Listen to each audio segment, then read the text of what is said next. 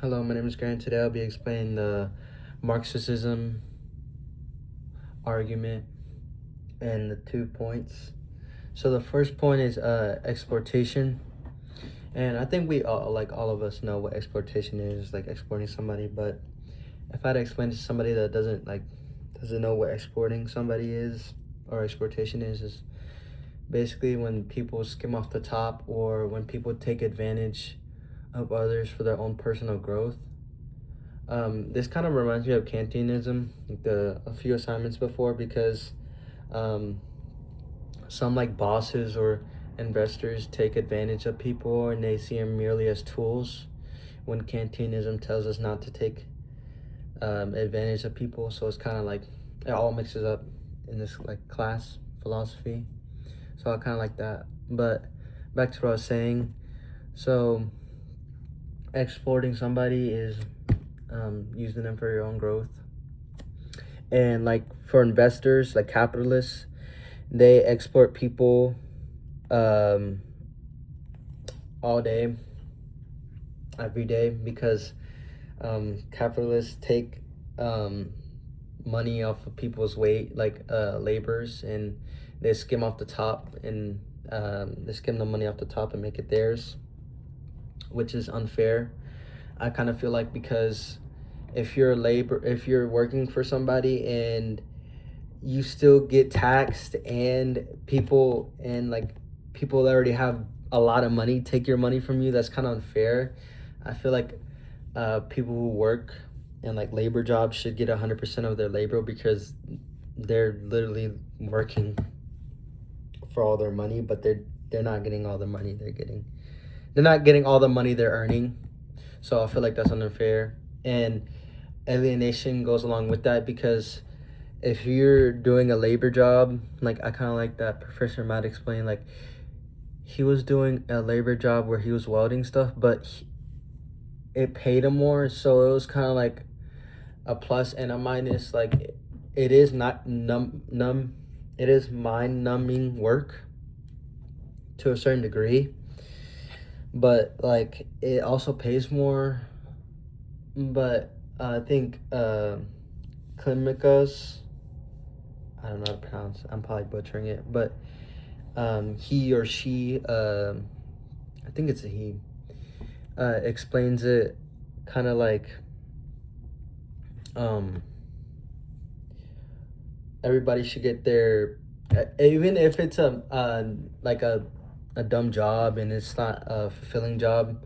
He says they should at least try to make it a kind of a fun job and like a fulfilling job, a job that's not mind numbing, kind of. So like a job you would have fun with and not doing the same repetitive tasks over and over again. That's kind of what alienation is. Like you're just doing the same task and you're alienation yourself, kind of. Sorry if I'm butchering all these words.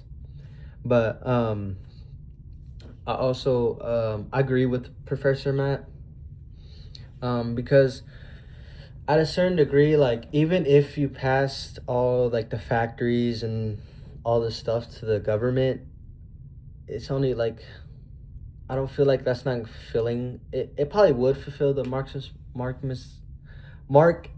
argument. Sorry, but to a certain degree, kind of, because even if they were right, like why would you still give up like something that somebody owns to a government? Like that's basically taking like my house and giving it to the government for free. Like that's not, it's unfair, kind of, to like a certain degree. It's unfair for the laborer and unfair to the people that own the facilities and the capitalists that invest their money into the company or something like that. So it's kind of an unfair boat. But if I had to lean to something, like towards something, I would lean to those private facilities and their private, like all the private ownership, and keep it that way, because that's what our economy kind of is now.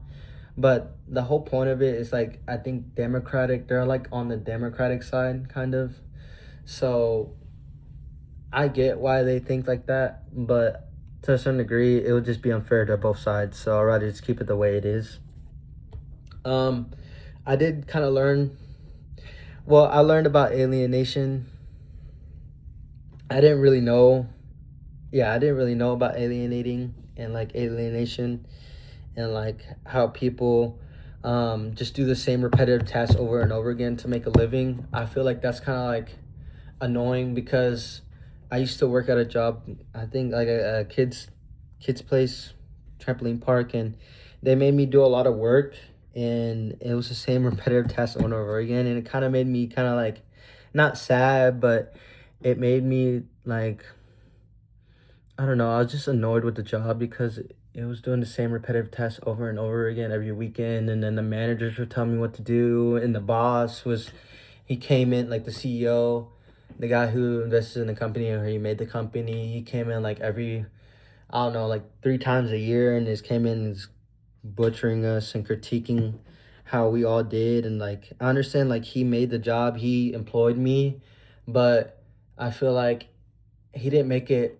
a good work in a work environment for me because I was just doing the same repetitive tasks and over again. But I guess that's a job, but like I could also use canteenism in this, like at least make it a job where like you're helping me kind of, and you're like, I mean, you are telling me like what my job description is and stuff like that, but at least trying to make it fun, or like maybe have your employees make incentives or something like that. So I kind of feel I kind of know what alienation feels like now, and since I learned about that, I already know what I already know what exploitation was. Sorry, I'm all over the place. I'm kind of ranting right now.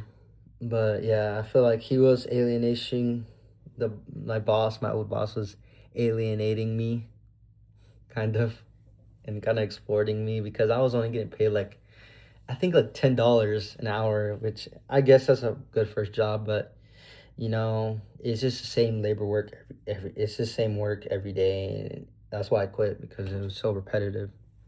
So, thank you. That's my whole argument.